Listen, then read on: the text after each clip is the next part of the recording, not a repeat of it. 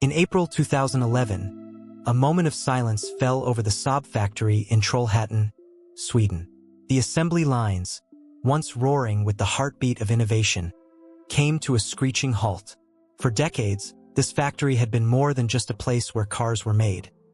It was a symbol of ingenuity, a testament to the dreams of engineers who defied the odds and built vehicles that were as much a statement of individuality as they were machines. But on that fateful day, workers clocked out, unsure if they would ever return. The factory doors closed, and a chapter in automotive history ended abruptly. What led to the demise of Saab? What happened to the brand that had captured the hearts of so many? And more importantly, why did we lose one of the most unique automakers the world had ever seen? If you've ever driven a Saab, you understand that feeling, that sense of driving something truly different. If you haven't, buckle up, because we're about to take you on a journey into the legacy of a brand that was never afraid to break the mold. Saab's history doesn't begin in a typical car factory. In fact, it doesn't even begin with cars at all. Saab was born out of necessity as an aircraft manufacturer during World War II. The company's engineers were tasked with building some of the most advanced fighter jets in the world. After the war, with the end of military contracts, these same engineers faced a challenge. How do you continue the legacy of innovation and precision in a peacetime economy? Their solution was revolutionary. Turn their focus from the sky to the road. The principles that had guided Saab's aircraft design, efficiency, durability, and above all, precision, were applied to a new kind of vehicle. And thus, the first Saab car, the Saab 92, was born. It was no sleek roadster, but a utilitarian yet innovative design that looked more like a melted soap bar than anything anyone had seen before. The car's aerodynamic shape was ahead of its time, specifically engineered to endure Sweden's brutal winters and rough terrain. Saab wasn't just building cars. They were creating a new breed of vehicle, one that reflected the precision and innovation of its aeronautical roots. But it wasn't until 1977 that the world truly began to understand the brilliance of Saab. The Saab 99 Turbo arrived, and with it came a revolution. This wasn't just any turbocharged car. This was a tiny, compact vehicle with a small engine that could pack an enormous punch. The 99 Turbo wasn't about brute force. It was about smarts. With turbocharging technology, Saab demonstrated that small engines could deliver power without sacrificing fuel efficiency. It was a moment that changed automotive engineering forever. Saab wasn't just competing with the big boys. They were rewriting the playbook. Enter the Saab 900, released in 1978. This was no ordinary car, this was an icon. It wasn't just about performance, it was about attitude. With its wraparound windshield, the Saab 900 made drivers feel like they were piloting a fighter jet rather than driving a car. And then there was the quirky ignition switch, placed between the seats, a design that would become a trademark of Saab's rebellious spirit. The 900 was a car that didn't follow trends. It set them. It wasn't trying to be like any other car on the market. It was proud to be different. For those who got it, owning a Saab wasn't just about having a car. It was about embracing a culture. The Saab community wasn't just a group of drivers. It was a family of engineers, doctors, artists, and thinkers who shared a love for something truly unique. By the 1980s, Saab had established itself as a force in the automotive world. The Saab 9000, released in 1984, showed that Saab could build a luxury vehicle without losing its soul. The 9000 was fast, comfortable, and packed with technology.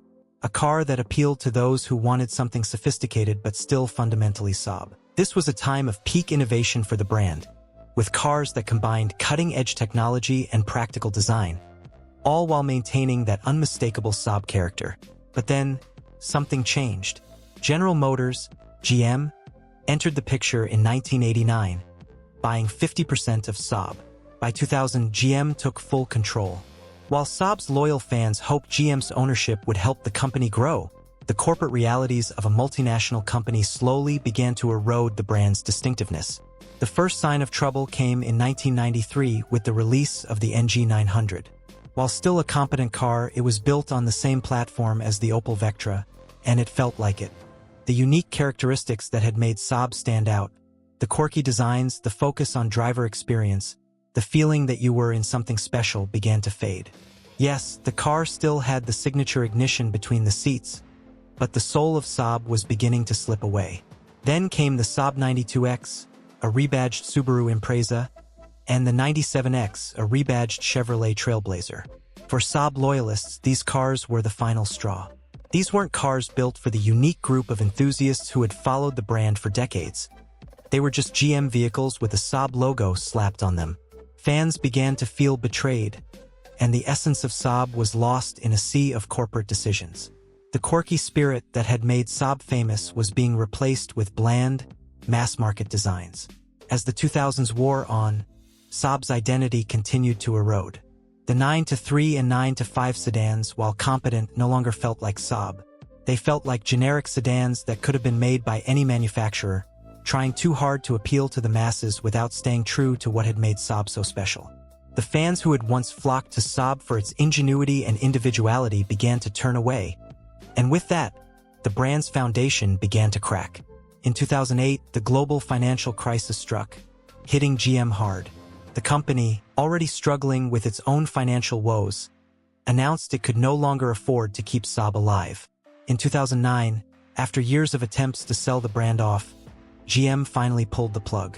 Despite the efforts of Swedish automaker Koenigsegg and the Dutch carmaker Spyker, Saab's fate was sealed. In 2011, the Saab factory shut its doors for good. The assembly lines were still. Workers, once part of a proud legacy, left the factory for the last time. The world had lost a true automotive icon, and for many, it felt like the end of an era. So what did Saab leave behind? It wasn't just a collection of cars. It was a legacy of innovation, courage, and individuality. Saab never followed the pack.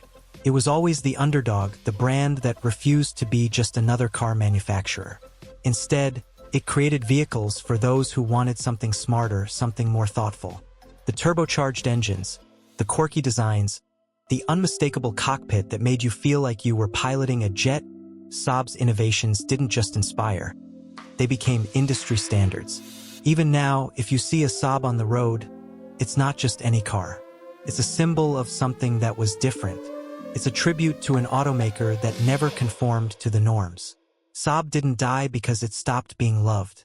It died because the world it existed in wasn't ready for what it had to offer. So, next time you spot a Saab on the road, take a moment to appreciate the history, the legacy, and the rebellious spirit that it represents. If you've ever owned a Saab, share your story. Because the cult of Saab isn't just about cars. It's about a mindset, a belief that being different is worth celebrating. And that spirit is not gone. It's still alive every time we remember what Saab brought to the world. If you enjoyed this journey through the story of Saab, be sure to like, comment, and subscribe. There's always more to uncover in the world of automotive legends that dared to be different.